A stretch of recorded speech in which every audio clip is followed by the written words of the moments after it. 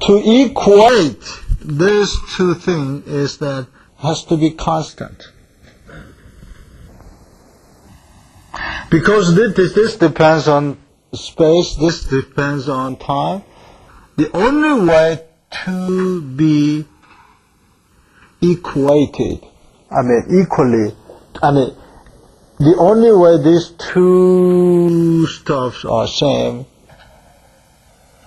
is these to be constant. Okay? Okay? So I would say this is constant, and say this is what kind of notation the text used.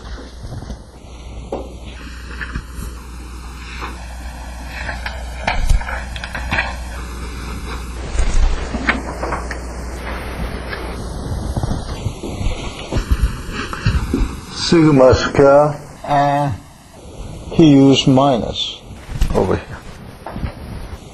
Why he used minus? Then he would argue that why not? Why not? Why then you use plus? Okay, we will see whether this is convenient or not. Okay, this gives me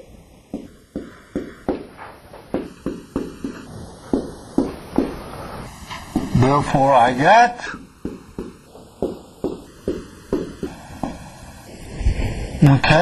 the solution of this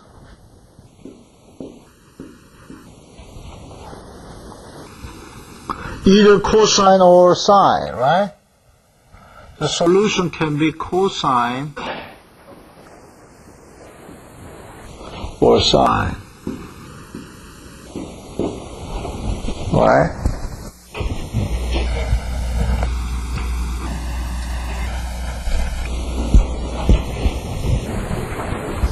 Maybe I say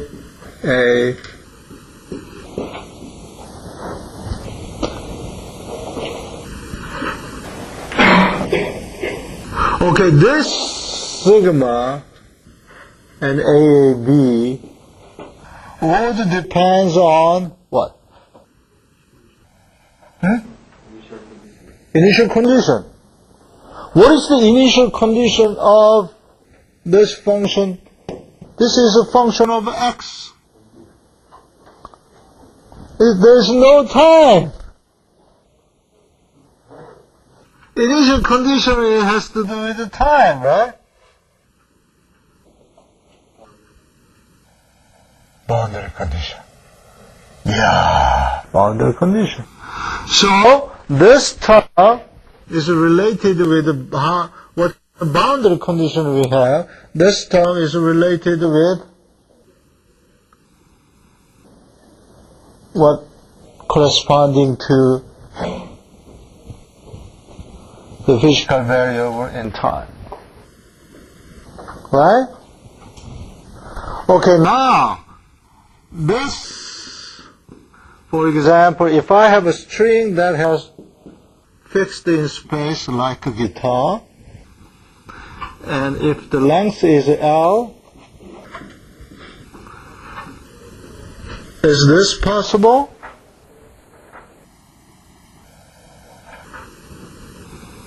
For example, if I put x equals 0, this has to be 0.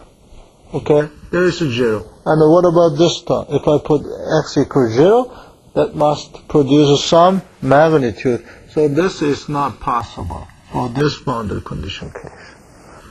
Right? And then what kind of solution is possible graphically?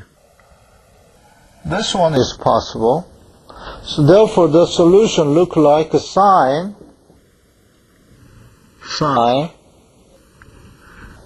x, and it has to be maximum at L over 2. So normalize L, and x equal L over 2, that is 2. So if I put pi over here, then x equal L over 2, then that is a sine pi over 2. So pi over 2 is 1. What is sine pi over 2? I forgot. 1. Oh, yeah. Very good. Pi over 2. Right? Okay. So this function looks like a sine pi over Lx, right? What about this one? That is sine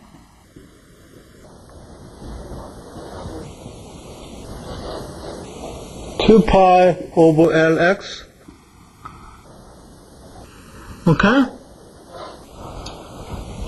This also satisfies the boundary condition we have. And what about using the other? What about this one? That's good. So that is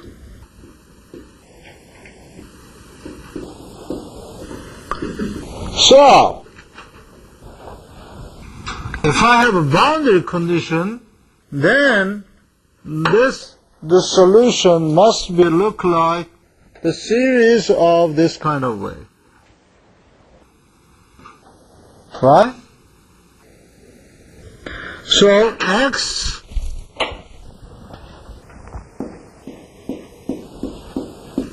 can be look like a sum of sine m pi over L x